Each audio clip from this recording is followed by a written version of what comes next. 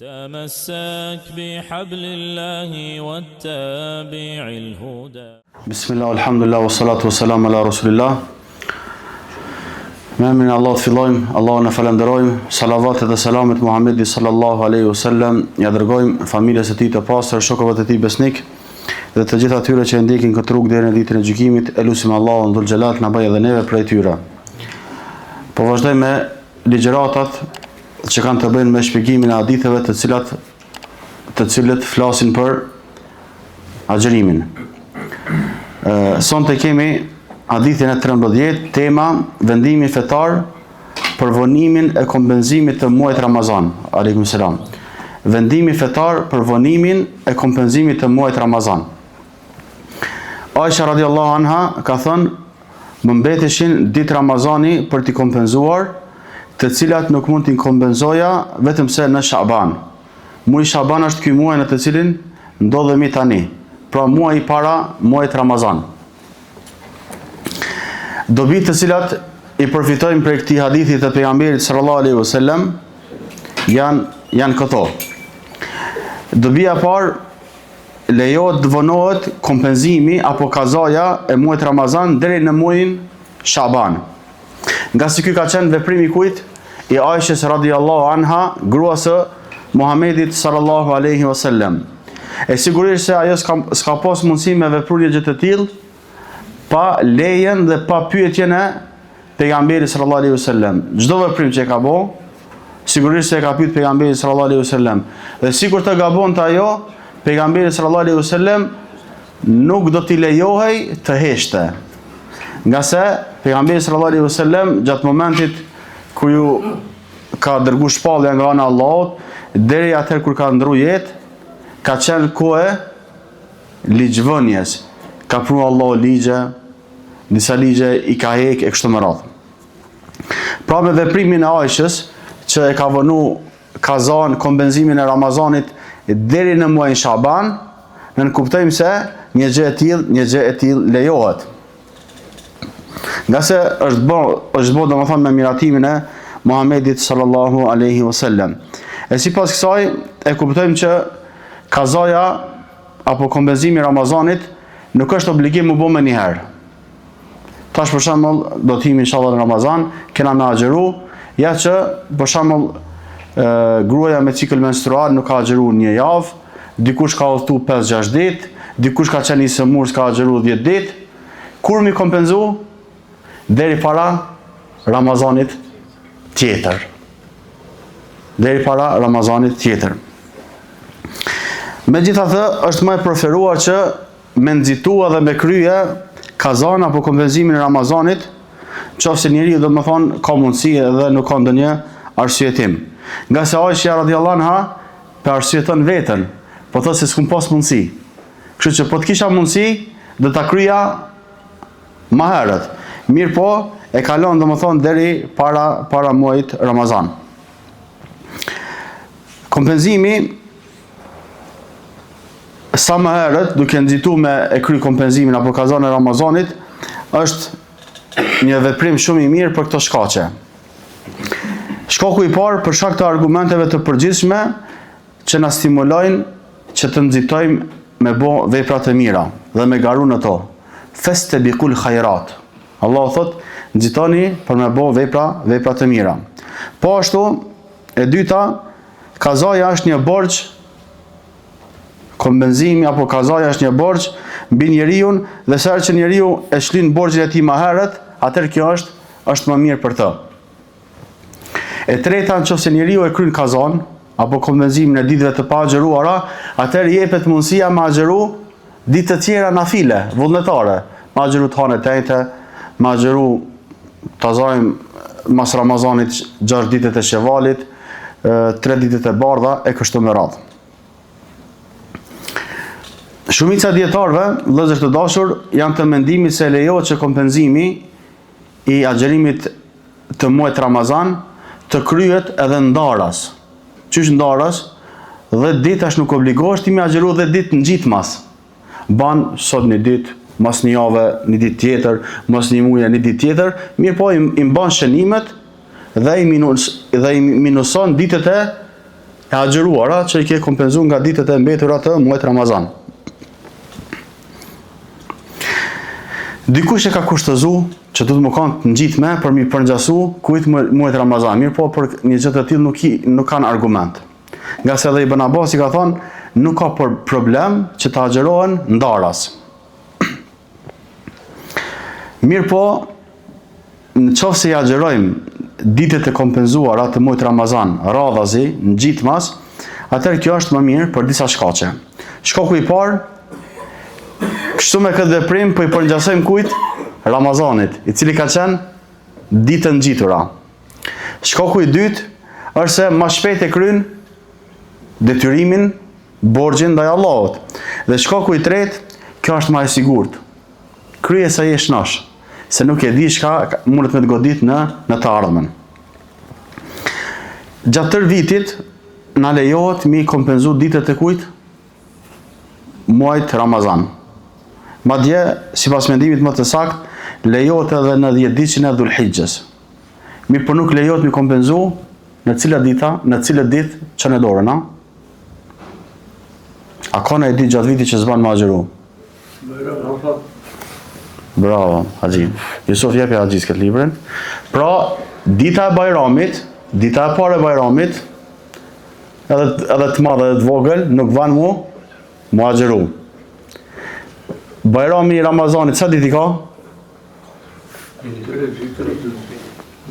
Haxhi ma e në men. Dhe më thonë, Bajrami i Ramazanit i ka vetëm një ditë. Bajrami i vogël që i themi ne, i ka 4 ditë. Dita parë, po dhe 3 ditët e Teshrikut. Pra këto 3 ditët e Teshrikut, pra ata që shkojnë në haxh e din, janë ditë që do të më hangër, me pi, me përmend Allahun, me madhru Allahun, janë ditë që nuk agjërojmë. Pra vetëm këto ditë nuk ban me agjëru. Ditët e tjera lejohet me agjëru. Ndalohet vonimi i kompenzimit deri në Ramazanin e dytë. Tash dikush Ramazan e kalum, i kanë mbet ditë të paagjëruara, tash po hin ky Ramazani tash, që do të jenë inshallah edhe ditë kamet, nuk ban me vonu. U dosh më herët me kry, domethënë, kompenzimin. Nga se kufiri përfundimtar është deri para Ramazanit. Mi po ja që dikush e ka vonu derisa ka hi Ramazani i dytë. Qëse vonimi ti ka qenë me arsye, si sëmundja, udhëtimi të ngjashme, ai e kryen kompenzimin, yarhamukallah, e kryen kompenzimin dhe nuk ka për të fajde. Nuk ka për të, më falni, fide. Dhe më thonë që i bjerë shpagim. Shpagim duke agjëru një ditë, po edhe duke ushqyer të varfër me ushqim. Pra në qoftë se vonimi ka qenë me arsye, i tilli vetëm agjëron një ditë të pa agjëruar. Tjetra, në qoftë se vonimi ka qenë pa arsye, atëherë, ky person, çka do të më bëjë? Këtu janë 2 mendime. Disa kanë kushtëzu që me kry ditën e pa agjëruar, po ashtu edhe për çdo ditë të pa agjëruar, që i kompenzon, e është vënu pa arsye, me ushqy nga një të varfër. Ja blen jam me 5, jam me 7, tamam sa e ngin, domethënë një të varfër. Kështu domethënë janë mendimet e dietarëve. Një dietar thot mendimi domethënë për dhënien ushqim, inshallah është më i sigurt për këtë person i cili është vënë pa arsye. Po nëse dikush pa arsye domethënë është vënë, atëherë agjëron një ditë edhe më mirë është inshallah me ushqy edhe një të varfër. Dobia tjetër është lejushmëria e arsyetimit për një veprim që është në kundërshtim me atë që është më i preferuar, me qëllim të largimit të dyshimit nga vetja dhe që të mos merret si shembull. Pra Aisha arsyeton veten.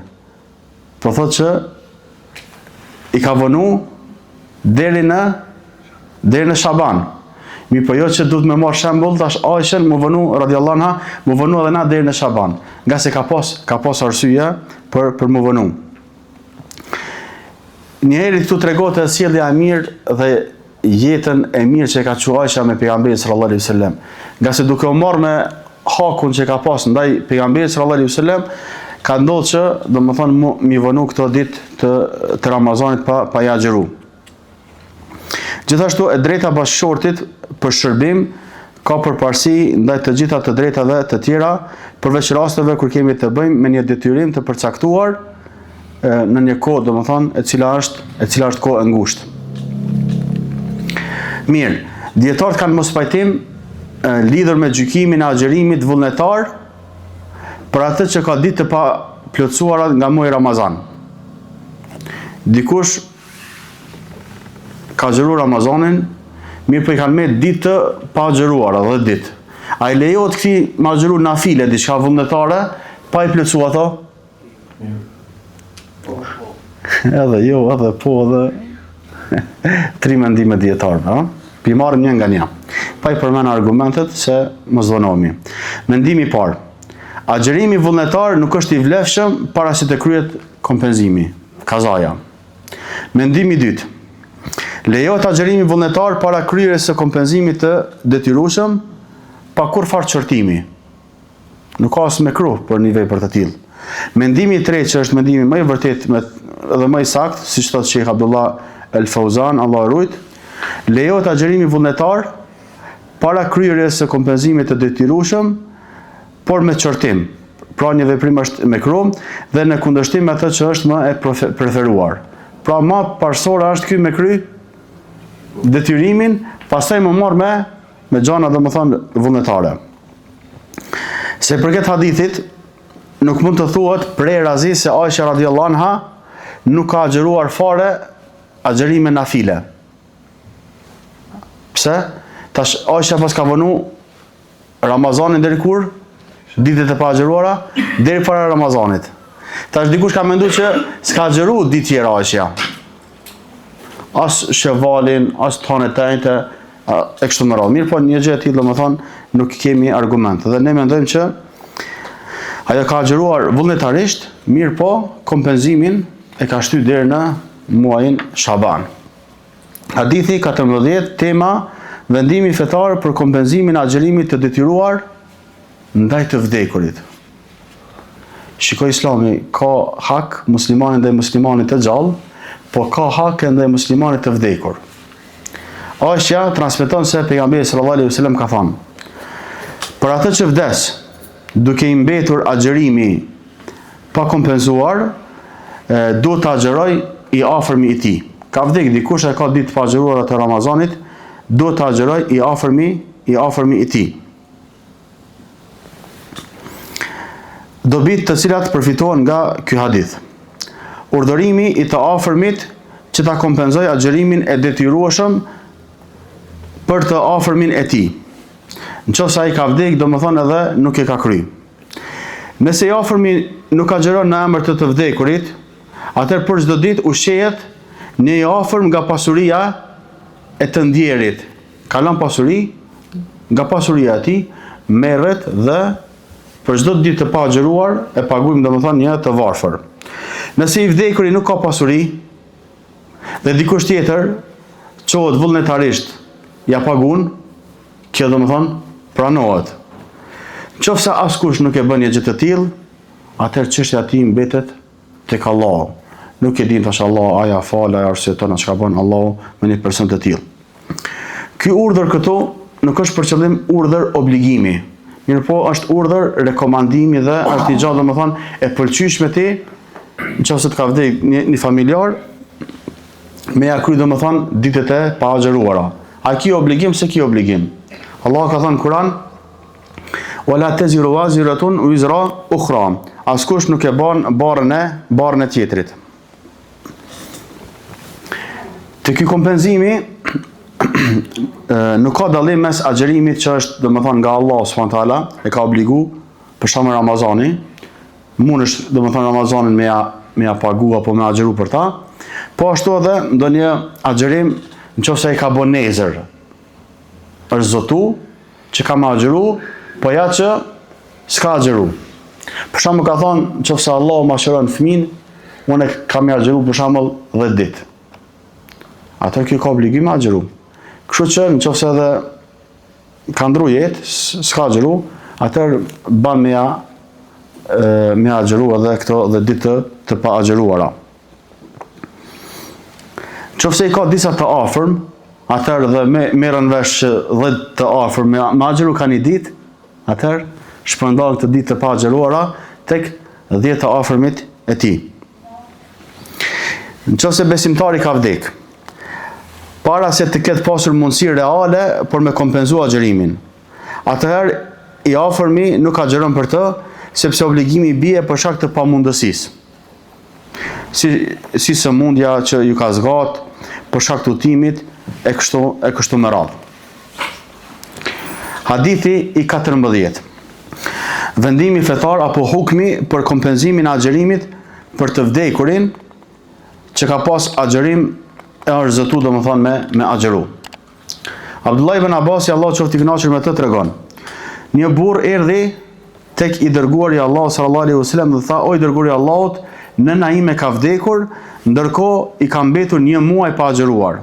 A ta kompenzoj për të, domethënë duke agjeru? Çe ka thënë pejgamberi sallallahu alaihi wasallam? Sikur nëna jote të kishte borxh, a do t'ja paguaje borxhin? Ky ka thënë po. Thot pejgamberi sallallahu alaihi wasallam, kështu pra borxhi ndaj Allahut është më meritor që të shlyhet. Transmetimi tjetër, këtu ishte një burr. Transmetimi tjetër. Një grua erdhi tek i dërguari i Allahut sallallahu alaihi wasallam dhe i tha: o i dërguari i Allahut, nëna ime ka vdekur, ndërkohë i ka mbetur agjerim i zotuar pa agjeruar. A ta kompenzoj për të? Për ma agjeru? Pejgamberi sallallahu alaihi wasallam i ka thënë: sikur nëna jote të kishte borxh, e ti ta paguaje për të, a do t'i pranoje asaj? Ky ka thënë po. Atëherë agjero për nënën tënde.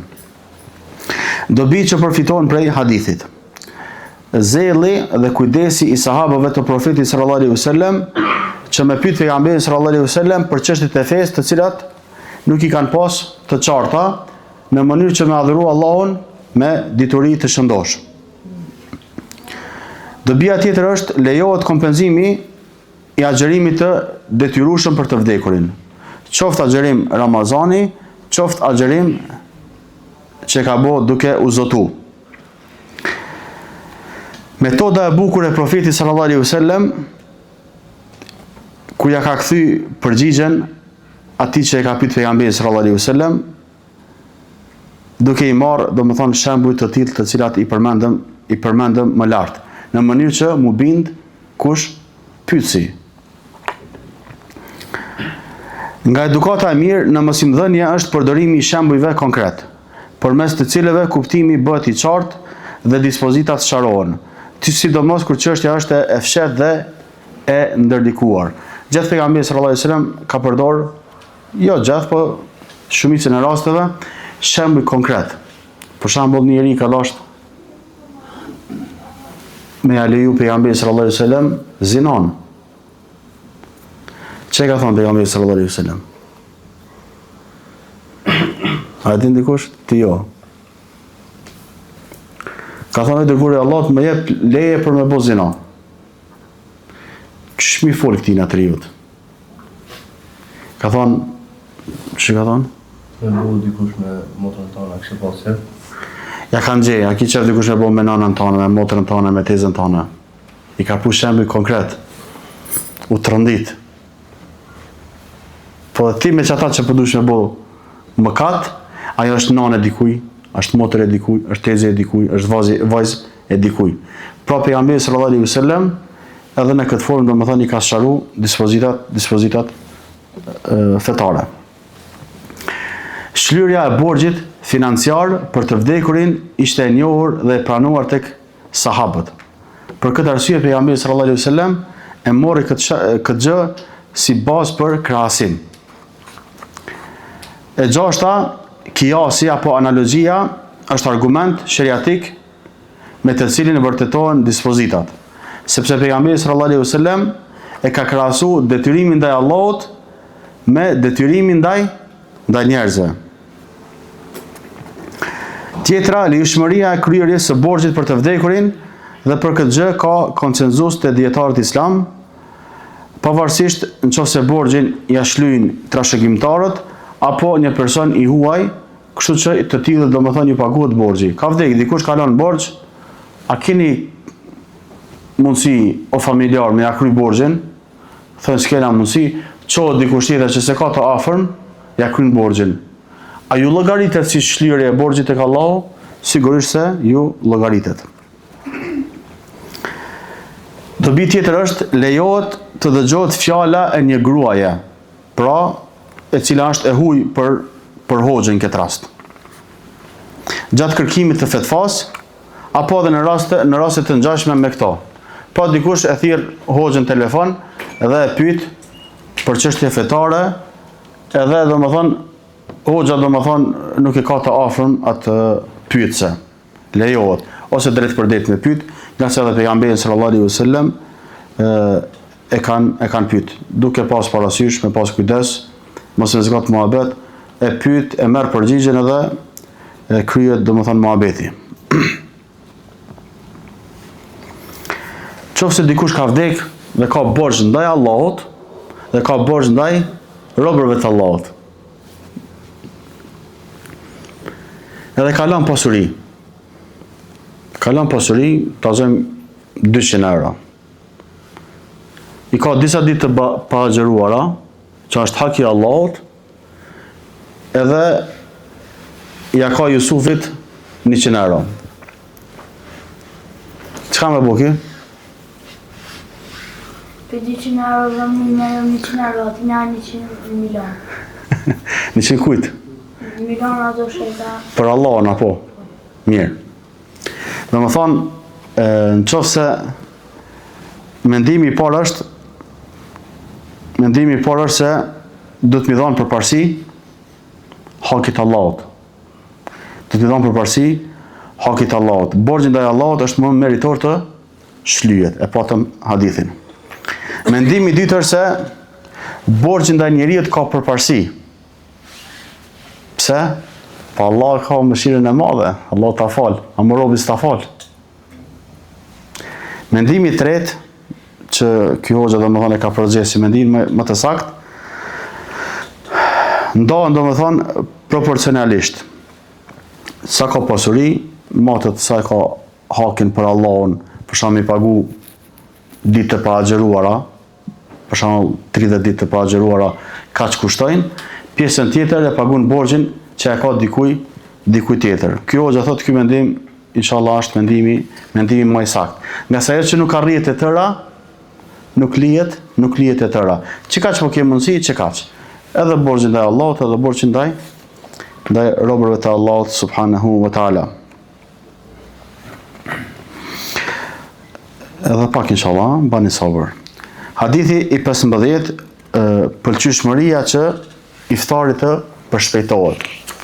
Ka thënë pejgamberi sallallahu alaihi wasallam, hadithin që transmeton Sahel ibn Sa'd as-Sa'idi, pejgamberi sallallahu alaihi wasallam ka thënë: "La yazalu an-nasu bi khairin ma ajjalu al-fitra." Njerëzit vazhdojnë me qenë në hajër, në mirësi, përderisa e përshpejtojnë iftarin. Mirë, dobit që i përfitojmë nga ky hadith i pejgamberit sallallahu alaihi wasallam është pëlqyeshmëria që me nxitu me njerë me prish agjërimin. Jena vërtetu që ka përëndu dielli, atë shpejtojmë me boj iftarin duke një kështu udhëzimin e pejgamberit sallallahu alaihi wasallam. Nga së në qofë se shpejtojmë për me prish iftarin, kështu mas pari e letësojmë vetës, kështu e pasojmë sunetin e pejgamberit sallallahu alaihi wasallam, kështu nuk i shtojmë ditës e një pjesë tjetër që nuk është prej saj se mo ka një nata, ka përëndu dielli dhe është bo dhe më thonë, është bo iftari. Të tillë kanë qenë shokët e pejgamberit alayhi salatu wasalam, ku thot Amr ibn Mejmun Audiu, shokët e Muhamedit sallallahu alaihi wasallam ishin njerëzit më të shpejt për me prish iftarin dhe ishin njerëzit që më shumti e vononin syfyrin. Syfyrin e kanë vonu deri në atë kohën ku hin sabaj dhe iftarin me njëherë dhe më thënë e kanë prish. E gjithë e mira qëndron në respektimin e kufive që ka vendos feja, edhe për tyre është edhe koha e agjerimit dhe iftarit. Shpejtimi i iftarit është shkak që njerëzit të vazhdojnë në mirësi, sepse përmes tij shfaqet suneti dhe ndiqet, dhe gjithë e mira qëndron në ndjekjen e sunetit. Vonimi si syfyri iftarit është shkak që njerëzit mu largu prej mirësive të Allahut subhanahu wa taala dhe kështu e kundërshtojnë sunetin e pejgamberit sallallahu alaihi wasallam dhe tërë e keqja është në kundërshtimin e sunetit të pejgamberit sallallahu alaihi wasallam. Nxitja për ndjekjen e sunetit dhe lënien e kundërshtimit të tij, pra për dobive, sepse prishja e gjendjes vjen si shkak i braktisjes së sunetit. Tjetra që përfitojmë është dashuria e Allahut ndaj robërve, sepse Allah dëshiron që ata ta shpejtojnë iftarin dhe ta çelin sa më parë. Hadithi i 16, koha kur agjëruesi bën iftar. Omer ibn al-Khattabi transmeton se pejgamberi sallallahu alaihi wasallam ka thënë: kur ta shihni se nata po vjen prej andej, ndërsa dita shkon prej këndej, ndërkohë dielli ka perënduar, atëherë ka ardhur koha që agjëruesi të bëjë iftar. Dobi që i përfitojmë prej këtij hadithi: sqarimi i kohës së përfundimit të agjërimit dhe mbarimit të ditës, si dhe shenja me të cilën lejohet iftari. Këto shenja që janë përmend në hadith janë 3. Ardhja e natës nga lindja, largimi i ditës nga perëndimi dhe perëndimi i diellit. Hyrja e kohës së iftarit bëhet me perëndimin e diellit, edhe nëse nuk do neve se ala është ditë. Jo mos e prish, po ka perëndu dielli, edhe nëse nuk do se është ende ditë. Tjetra, do të nxitojmë me boj iftarin sa po të bindemi se dielli ka përfundu, edhe nëse ezani nuk thërret. Si kriter për me qeli iftarin është perëndimi i diellit, jo thirrja e ezanit, edhe pse ezani thirret kur perëndon dielli. Po ja që për shembull në mahall e kiti një plak aty që e thirr ezanin, e vënë në 1 minutë 2. Ti e di që ka perëndu për shembull dielli. Çka bën ti? E prish më herët. Ose dhe tjetra, nëse dikush prej hoxhallarëve apo muslimanëve që i merr vesh të sene, e ka vërtetuar që ta zojmë iftari mundet të më qel 2-3 minuta përpara. Atëherë na lejohet neve me qel iftarin 2-3 minuta përpara. Mirëpo, këtë gjë ku e bëjmë?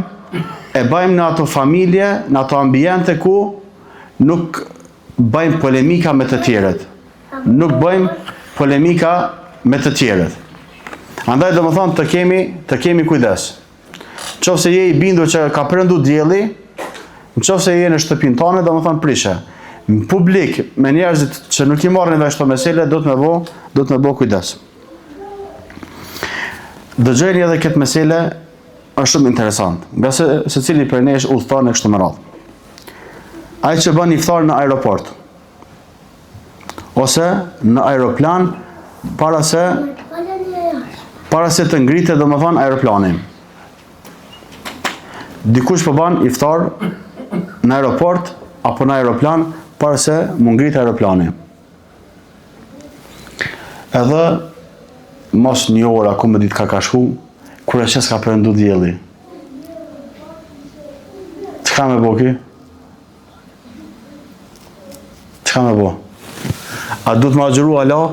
Po të qatë vend dhe u konë kohë. Kjo është me rëndësi.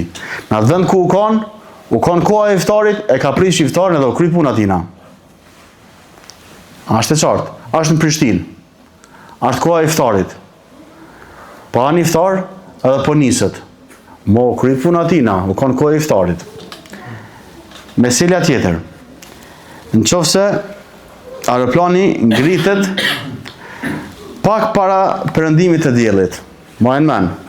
Pak para perëndimit të diellit ngritet aeroplani. Edhe ky ka me shku me një destinacion të shpedi, ka mundet me shku, nashta dikush juve din ma mirë. Ja që, për shembull ka pas, supozimisht, mas një 20 minutave, në Kosovë ai me qili iftarin. Po shkon me një anë tjetër, ku më ditë ka po shkon? Po ju zgatet edhe një orë. Sa i peshen që s'ka përëndu dielli. Çka do të më bo? Me prit me përëndu. Pret me përëndu. Ti ke marti.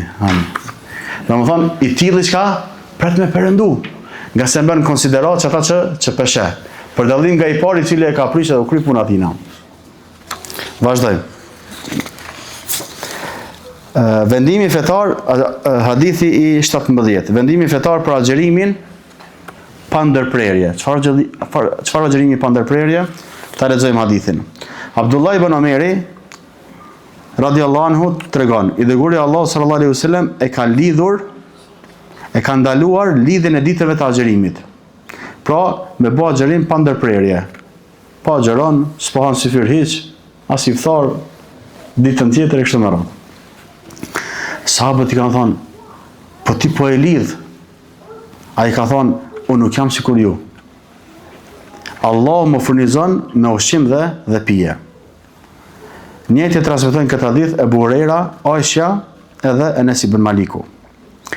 Në një transmetim tjetër nga Ebu Saidi, transmetohet se pejgamberi sallallahu alajhi wasallam ka thonë, ndërkaq ai që dëshiron ta lidh agjerimin, le ta lidh deri në syfyr. Ti marrën dobit që i nxjerrin nga ky hadith. Ndalohet agjerimi pa ndërprerje, pra el wisal quhet. Për shkak të dëmit që mund t'ia shkaktoj vetes ose pritet t'ia shkaktoj vetes, domethënë agjeruesi. Mirë, ky ndalim, a ka të bëjë se një gjë e tillë është haram apo është një gjë e tillë është mekruh? Ky shejhu thot, ai që dëmtohet nga agjerimi pa ndërprerje, ndalimi për të është ndalimi i rreth, pra haram. Allah nuk thot ti me dëmtu veten. Thot Allah në Kur'an, "Wala taqtulu anfusakum." Mos e vrisni veten. Pse pëlqen veten shkatërrim me durët e tua. Ndërsa ai që nuk dëmtohet, mirë po lodhet, ka vështirësi, ky çka? Ky ban me kru, vepër të urryer. Njëjtë edhe ai i cili e lidh, edhe nuk i ka këtë vështirësi, prapë edhe ky domethënë ka kësi domethënë një veprim i tillë është me kru. Lejohet agjerimi pa ndërprerje deri në syfyr për atë që dëshiron dhe është i aftë, për lënia e tij domethënë është më e mirë. Vjen iftari e prishish, jo me prit deri syfyr deri në syfyr, pastaj më angra për syfyr për me agjeru domethënë ditën tjetër. Edhe do bie inshallah pe krym. Për sosmëria e fesë islame, pse feja është e përsosur nga se i ka dhënë drejt edhe shpirtit edhe trupit njëkohësisht. Pasi është ligjësuar agjerimi dhe është ndaluar agjerimi domethënë pa ndërprerje. Përkushtimi i sahabëve ndaj së mirës dhe ndjekja e tyre e shembullit të profetit të Allahut sallallahu alaihi wasallam. Parim është për neve çka e kena pa pejgamberin të bëu diçka sallallahu alaihi wasallam edhe na më ndjek. Përveç nëse një veprim i tillë ka qenë i veçantë për pejgamberin sallallahu alaihi wasallam. Atë çka? Atë nuk e ndjekim. Ose shtoja kësaj. Në këtë obligimet jemi të njëjtë me pejgamberin sallallahu alaihi wasallam me sahabët. Po ndonjëherë ndonjë adhurim apo diçka ndonjë lejes është e veçantë për pejgamberin sallallahu alaihi wasallam me argument. Ndonjëherë diçka është e veçantë për një sahabi.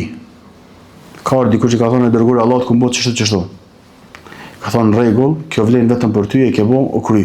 Nuk vlen për kërkan mas teje. A kuptum? E obligime tjera domethënë jemi së bashku domethënë marrim pjesë në ato obligime. Forma e bukur e mësimit që ka dhënë pejgamberi sallallahu alaihi wasallam, nga se i ka thonë unë po agjeroj. Amma ka kallëzu pse po agjeron. Se ka thonë më furnizon kush? Allahu. Më jep edhe me hangër dhe me pi. Tash kanë diskutuar dietarët, a jep vërtet me hangër dhe me pi Allahu? Dikush ka thonë hadithi merret domethënë atë formën e jashtme. Në po mendimi më i saktë është se është për qëllim Allah jep atë imanin atë forcën, nga se jeton me Allahun, pejgamberi ka jetuar me Allahun subhanahu wa taala edhe është kënaq, saqë se ka pas gajle për ushqim. Kjo vlen edhe për neve, apo? A i ke pa kur, për shembull, ndoshta qëndron me dikan që e ki shok të mirë, apo qëndron me një vend ku kënaqesh, e haron edhe hajin edhe pijen e çdo sen. Kështu ka qenë domethënë pejgamberi sallallahu alaihi wasallam në raport me agjerimin. Dallimi midis profetit dhe sahabëve në gjendje dhe në gjykim, se i përket agjerimit pa ndërprerje. Gjendja e pejgamberit domethënë ka dalluar nga gjendja e sahabëve. Ti ka dhënë Allahu ushqim, neve nuk na jep. Po ashtu domethënë edhe gjykimi është se ati ju ka leju një gjë e tillë, neve jo. Te ky hadith po ashtu e përfitojmë atë lehtësinë e Islamit, që s'ban me e shtrëngu edhe me vështirësu vetës. Yesiru wala tu'assiru, lehtësoni dhe mos vështirësoni. Ç'është duhet me kuptu fen. Jo, me thonë, mos e vështirësoni me ju fen, të fol dikush mos e vështirëso fen, pse po vështirësoj? Po 5 vakte ti fal. 5 vakte janë obligim. S'ka këtu vështirësi. Se që ky pejgamber që po thotë mos e vështirësoni fen, të ka thonë mi fal 5 vaktet. Ose mos e vështirësoni fen, duke il shumë mjekrat. Që ky pejgamber që ka qenë kundër teprimit, ka thonë me lë shumë mjekrën. A është i qartë? S'ka mundësi pejgamberi sallallahu alaihi wasallam me qenë kundër teprimit edhe egzagerimit ndaj çështjeve fetare, edhe vetë do me thonë mi vepru ato vepra.